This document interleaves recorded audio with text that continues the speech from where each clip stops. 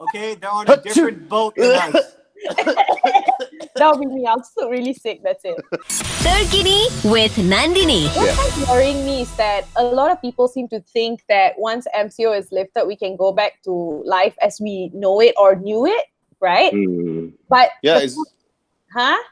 it's going to be worse because it's going to be Raya season that time. Everyone wants to visit everybody. I know, because people just do not understand that. I get it, Raya and all, but like there are bigger things than Raya right now. I mean, you could die, so I don't know. Maybe you celebrate Raya, then tahun depan you mati, tak payah celebrate dah. Exactly, and when you mati, no one can visit you some more. So tahu pun, your funeral mati pun sakit pun sorang, funeral pun sorang. Nak ke mati? Yeah. But You were so happy just now. I know. You guys are you riled me up. 180. Yeah, but anyway, like there's no vaccine, and the whole like everyone's like, oh, new normal, new normal. And I feel like there's a bit of glorification, like with the whole new normal situation, right? To me, it sounds really bleak. Like you can't do any of the things that that humans like doing. I think social distancing is the most difficult like aspect of it for so many people because humans are humans. But what like kind of concerns me is also like, kids living in rural communities and have no access to like education programs and stuff if they can't go to schools anymore, right? Yeah. Yeah, like, so I don't know. What do you guys think this whole new normal is going to be? I'm not feeling too good about it. I don't know, man. I think people are, because when we meet people, usually we shake hands or we hug each other. Now with this new normal, nothing like that can happen. And as you said, the students who don't have the access to education, like they don't have internet or mobile devices to have like class from home, it's gonna be tough, and someone must figure something out to help those kids, especially. Yeah. Most definitely. Like, I've been reading up, I don't know, it's a bit nerdy, but I like to read up a lot of Harvard Business Review magazines, which they have online.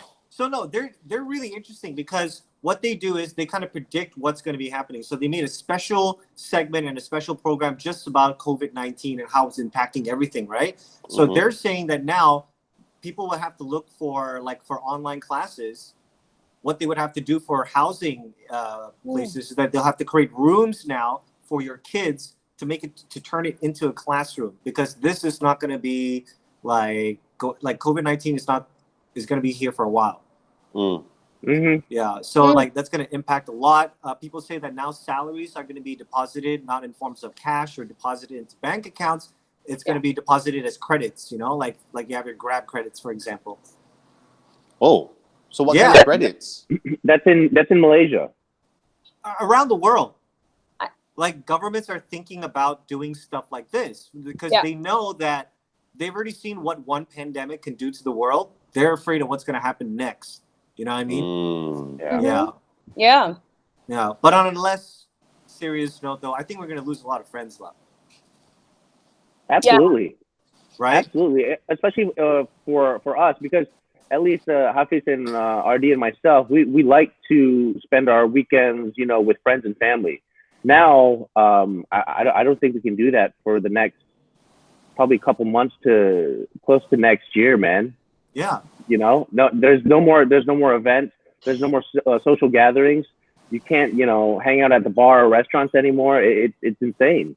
Yeah, it's hardest on you, Gibbs, because you're a party animal and you go on dates like every other day. So stay strong, brother. Dude, it sucks. And I don't think this will ever be the normal for me. This will always be abnormal. So what's your plan? Like, how are you going to flirt now? I don't know. I still go on dates, but it's not normal. Yeah. I don't know. Only time can tell, because as of right now, it's a waiting game. We really don't know what the future holds. What about you, Nandini? Me? You ready for the new normal? No, I'm not. I'm a people person.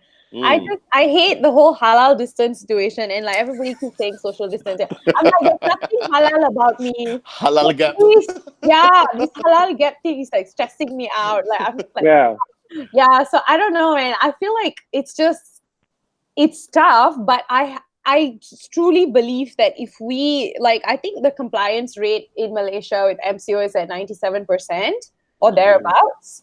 And it's just been around that like sort of range. But then again, like let's keep in mind that about like 20,000 plus people have been arrested and charged for going against MCO, and that's still a large number. Yeah. And I think that we still do not understand how important it is to stay put, because the moment they said that, oh, you can make online applications to travel.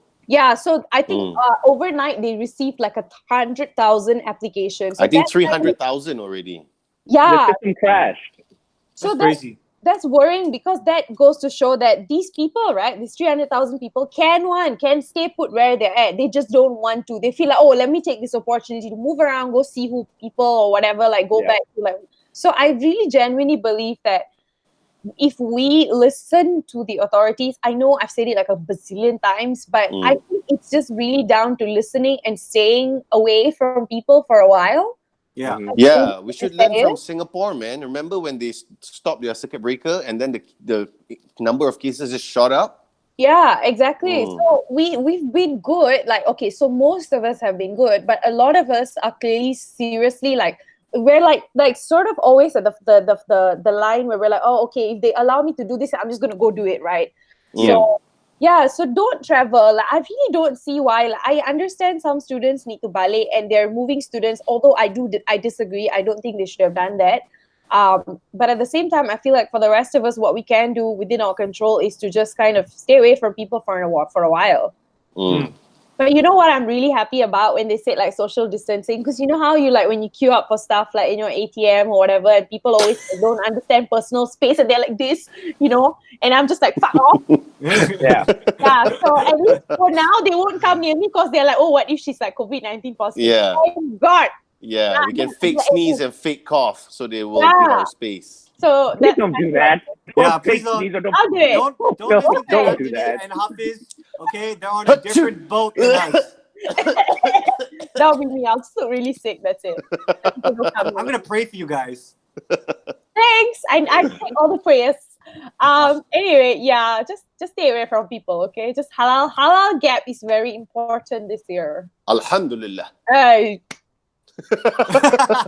Fly FM, today's hottest music.